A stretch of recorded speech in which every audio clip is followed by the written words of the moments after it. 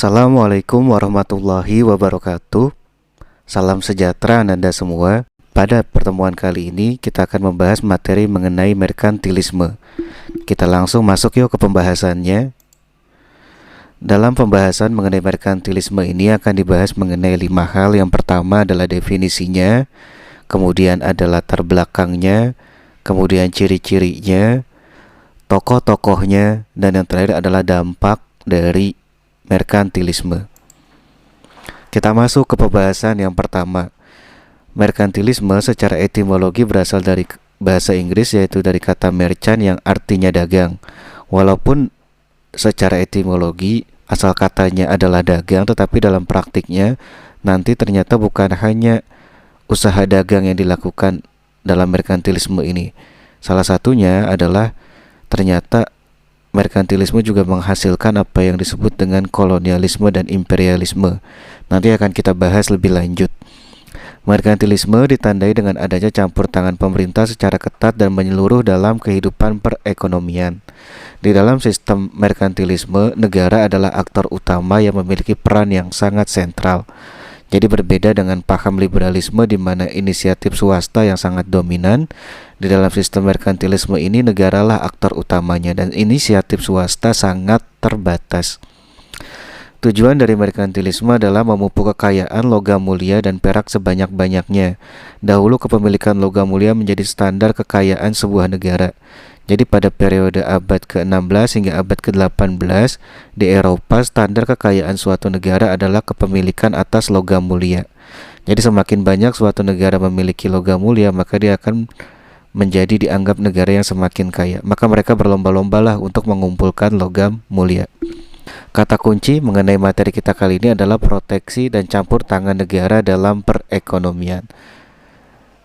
Tadi sempat kita singgung bahwa dalam sistem merkantilisme ini negara lah yang menjadi aktor utamanya. Makanya pada periode itu belum lahir perusahaan-perusahaan swasta besar, tapi perusahaan-perusahaan yang memang sponsor utamanya modalnya adalah dari negara. Di Indonesia ada perusahaan asal Belanda yang besar yaitu VOC. Itu juga salah satu perusahaan yang lahir dari sistem merkantilisme. Di Inggris ada EIC atau East India Company, itu juga termasuk salah satu contohnya. Nah, apa sih tujuan dari merkantilisme yang dalam skop yang lebih besar, yaitu mengumpulkan kekayaan dengan berbagai cara. Nah, karena mengumpulkannya dengan berbagai cara, maka mereka nggak mengharamkan yang namanya kolonialisme dan imperialisme. Dia pikir pada waktu itu kolonialisme dan imperialisme bukanlah sesuatu yang salah, melainkan sebagian dari suatu cara yang mereka lakukan untuk memperoleh kemakmuran. Latar belakang dari merkantilisme. Merkantilisme berkembang di Eropa pada abad ke-16 sampai abad ke-18. Latar belakangnya diantaranya adalah munculnya negara merdeka di Eropa. Jadi setelah abad ke-15 Imperium Romawi runtuh, banyak negara-negara di Eropa yang akhirnya memilih untuk memerdekakan diri. Lahirlah negara-negara merdeka yang baru seperti Inggris, Prancis, Jerman, berbagai negara yang memisahkan diri dari kekuasaan Imperium Romawi pada waktu itu. Nah, negara-negara yang merdeka ini ingin mempertahankan kedaulatan dan kebebasan serta kesejahteraan rakyatnya, maka mereka melakukan berbagai cara, salah satunya adalah untuk meningkatkan kemakmuran ekonominya. Kemudian seperti telah dibahas sebelumnya, ditetapkannya logam mulia sebagai standar kekayaan.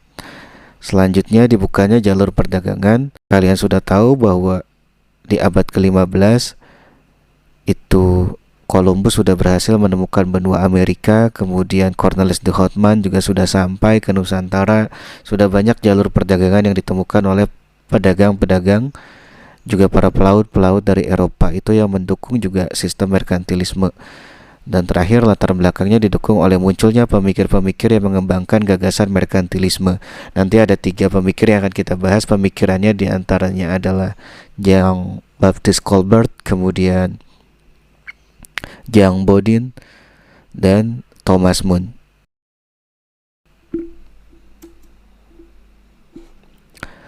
Ini ilustrasi mengenai merkantilisme. Mother countries collect gold and silver. Jadi ini gambaran mengenai sistem merkantilisme di mana Inggris salah satu negara yang melaksanakan praktik merkantilisme waktu itu adalah negara yang memiliki wilayah jajahan paling banyak di dunia. Imperium Britania Raya itu wilayah jajahannya sangat banyak, mulai dari Afrika, Asia, bahkan hingga Australia. Nah, tujuan mereka melakukan imperium adalah untuk mengumpulkan emas dan perak. Waktu itu pelopornya adalah King George ketiga. Di sini ada suatu gambaran I love gold. Jadi dia mengupayakan imperium untuk memperoleh emas sebanyak-banyaknya sebagai bentuk kedikdayaan atau kemasyhuran Inggris. Semakin banyak emas yang dikuasai oleh Inggris, maka Inggris akan dinilai menjadi negara yang semakin dikdaya dan besar. Ciri-ciri negara merkantilisme. Ciri yang pertama adalah negara ikut campur tangan dan mengawasi sistem perekonomian. Jadi negara merupakan aktor utama. Yang kedua, meningkatkan ekspor dibandingkan impor. Barang yang boleh diimpor hanya bahan mentah dari negara yang telah dikuasai. Jadi orientasinya adalah ekspor dan mereka sangat meminimalisir adanya impor. Dan impor itu pun hanya boleh diambil dari negara yang telah mereka kuasai atau wilayah koloni mereka. Kemudian mencegah barang-barang impor dengan pemberlakuan bea masuk yang tinggi. Kalaupun memang harus impor, nanti dibikin bea masuknya yang tinggi. Karena bea masuk yang tinggi, maka kecenderungan untuk impor nanti jadi malah dibatasi. Karena memang yang ditekankan adalah orientasinya ekspor bukan impor. Kemudian ciri-ciri selanjutnya meningkatkan pertumbuhan penduduk sebagai tenaga kerja industri. Nah, penduduk ini diharapkan pertumbuhannya cepat karena dibutuhkan sumber daya buruh yang banyak untuk bekerja di bidang industri. Yang kelima, mencari negara-negara yang kaya akan sumber daya alam sebagai daerah jajahan. Nah, dampak dari merkantilisme salah satunya bagi negara-negara Asia dan Afrika, khususnya Indonesia, adalah menjadi wilayah yang akhirnya terkena kolonisasi atau penaklukan oleh negara-negara Eropa karena mereka membutuhkan wilayah sebagai sumber bahan baku juga sebagai wilayah sumber pemasaran hasil produksi dari negara mereka. Maka terjadilah praktik kolonialisme juga imperialisme.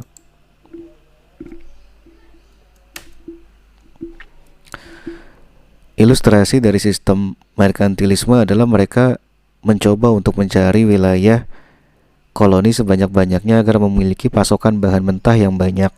Dia butuh yang namanya raw materials atau bahan-bahan mentah untuk industri mereka atau manufaktur mereka. Jadi mereka nyari kayu dari wilayah jajahan misalkan untuk diolah menjadi furnitur dan bahan baku kapal. Mereka mencari gandum untuk diolah menjadi whisky maupun roti. Mereka mencari kapas untuk diolah menjadi pakaian ataupun seragam militer, juga layar untuk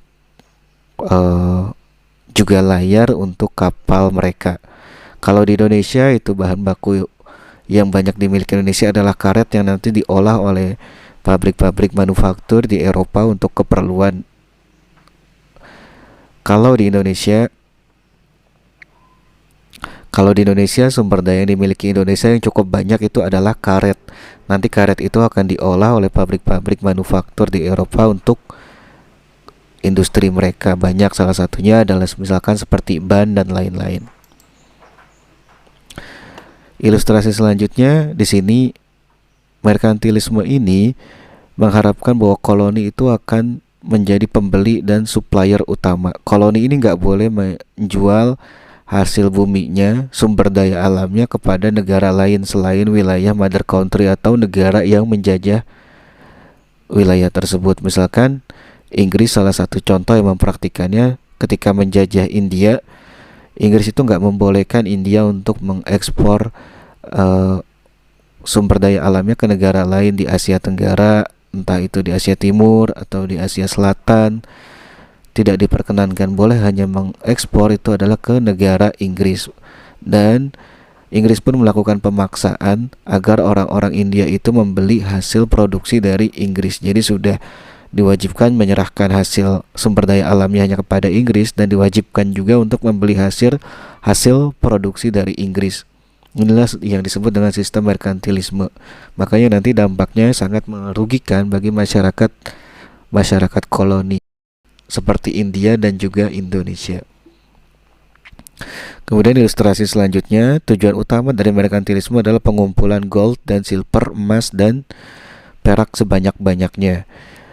Sistem perdagangannya dia sangat menekankan pada ekspor yang lebih banyak ketimbang impor. Memperbanyak ekspor sebanyak-banyaknya dan mengurangi impor sekecil-kecilnya, kalau bisa impornya sangat minim.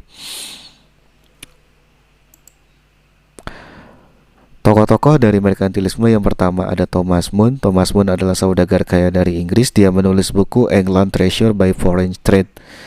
Buku ini membahas tentang manfaat perdagangan luar negeri. Untuk itu nilai ekspor harus lebih besar daripada nilai impor. Inilah salah satu pemikir yang pemikirannya mempengaruhi sistem perekonomian merkantilisme di Inggris pada waktu itu, Thomas Moon. Kemudian dari Perancis ada yang namanya Jean Bodin. Jean Bodin menyajikan teori tentang uang dan harga. Ia menyarankan agar jumlah cadangan yang berupa persediaan emas lebih baik disimpan dan pengeluaran dilakukan secara hemat dan berhati-hati sehingga berujung pada terkendalinya inflasi. Tokoh yang ketiga adalah Jean-Baptiste Colbert, sama dia juga dari Perancis.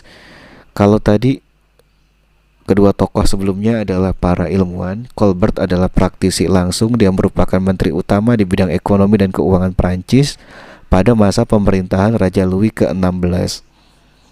Jadi ibaratnya kalau di Indonesia tuh sekarang Menteri Keuangannya Ibu Sri Mulyani. Nah waktu itu di eranya Louis ke-16 Menteri Keuangannya adalah Colbert. Colbert ini nanti aliran pemikirannya cukup sangat berpengaruh di Prancis pada waktu itu. Namun pada akhirnya banyak mendapat tentangan dari rakyat Prancis karena memberatkan rakyat Prancis harus membayar pajak yang lebih banyak sehingga dampaknya nanti terjadi revolusi Prancis.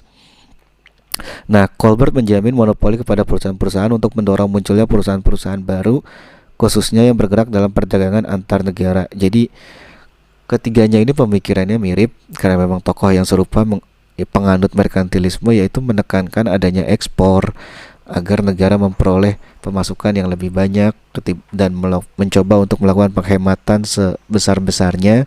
Tujuannya agar memperoleh nanti logam mulia yang semakin banyak. Ketika uang yang diperoleh makin banyak, maka bisa mengumpulkan logam mulia yang semakin banyak. Inilah para tokoh-tokoh pemikir merkantilisme.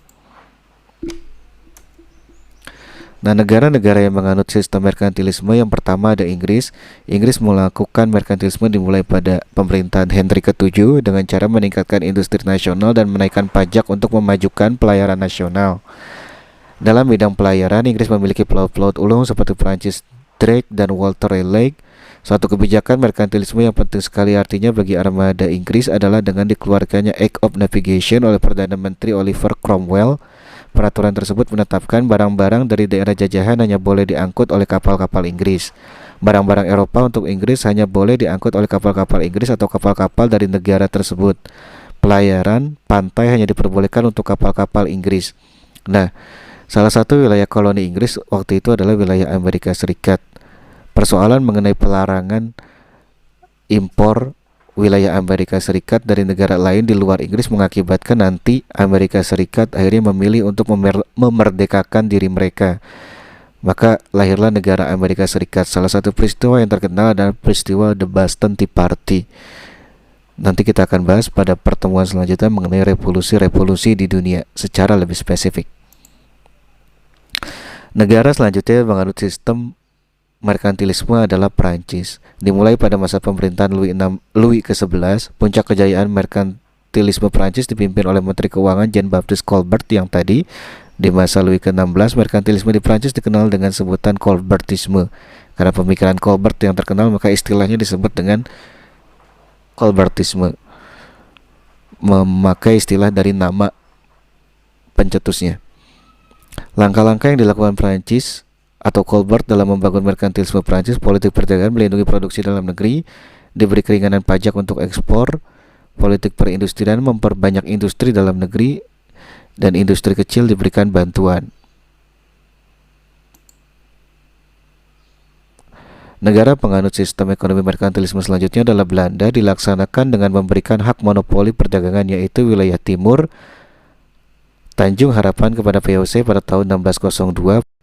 VOC, kalian sudah sama-sama tahu, perusahaan dagang asal Belanda yang nanti berkuasa memonopoli wilayah perdagangan di Indonesia sampai tahun 1799 sebelum nanti diambil alih wilayah Hindia Belanda itu oleh pemerintahan kerajaan Belanda. Terus bukan hanya VOC, Belanda juga punya perusahaan dagang yang namanya WIC atau GWC. Ini kalau VOC tadi adanya di wilayah timur, WIC atau GWIC ini beradanya di wilayah barat Tanjung Harapan. Dia berdirinya tahun 1621, tapi dia nanti bubarnya juga lebih cepat. VOC lah yang bertahan lebih lama. Kegiatan perdagangan WIC mencakup wilayah pantai barat Afrika sampai pantai timur Amerika. Perdagangan budak belian dari Afrika ke Amerika banyak memberikan keuntungan kepada WIC.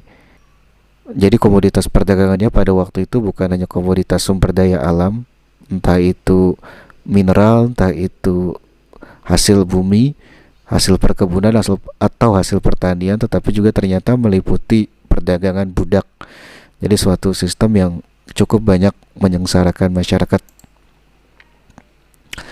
Dampak merkantilisme. Bagi Indonesia sendiri, Belanda adalah salah satu penganut merkantilisme, maka Belanda menerapkan merkantilisme di Indonesia. Indonesia terkena dampak secara langsung dari sistem merkantilisme ini, di mana Indonesia menjadi wilayah koloni dari Belanda. Karena Belanda negara yang kecil dan dia sangat menyerap banyak sumber daya alam yang dimiliki oleh Indonesia. Bahkan katanya pembangunan Belanda itu pada waktu itu, pembangunan kanal-kanal, juga pelunasan hutang-hutang perang Belanda itu diperoleh dari keuntungan dagang yang diperoleh dari sumber daya alam yang ada di Indonesia. Dan Indonesia dampaknya juga menjadi wilayah koloni dari Belanda. Indonesia menjadi tujuan politik kolonialisme negara Eropa. Nanti selain Belanda, juga ada negara-negara lain yang mencoba menguasai Indonesia. Salah satunya adalah Inggris. Kemudian juga Portugis mencoba untuk menguasai wilayah Indonesia yang memang memiliki sumber daya alam yang besar. Kemudian rakyat Indonesia menderita karena harga barang menjadi murah dan upah buruh pun menjadi murah. Merkantilisme dengan pandangannya yang mengutamakan sumber daya itu dikeruk sebanyak-banyaknya ke negara induk atau mother country, mengakibatkan negara mother country, negara penjajahnya menjadi semakin kaya. Kemudian sementara itu negara yang dijajahnya, negara koloninya menjadi semakin miskin, karena dia nggak peduli dengan keadaan. Karena sistem merkantilisme ini nggak peduli jika negara koloninya semakin miskin, karena yang mereka utamakan adalah kekayaan dan kemakmuran bagi negara induknya.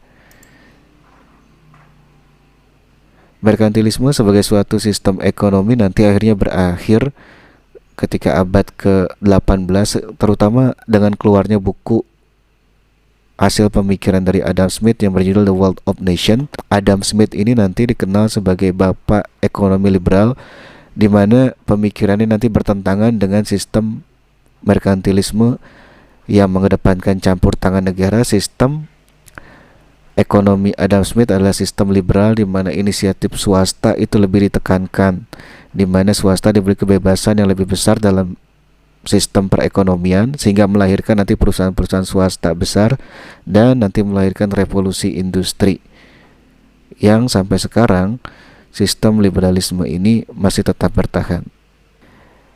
Pembahasan mengenai liberalisme ini akan kita bahas pada bab selanjutnya di semester kedua, yaitu mengenai pemikiran-pemikiran atau ideologi-ideologi dunia yang berpengaruh pada kehidupan manusia saat ini.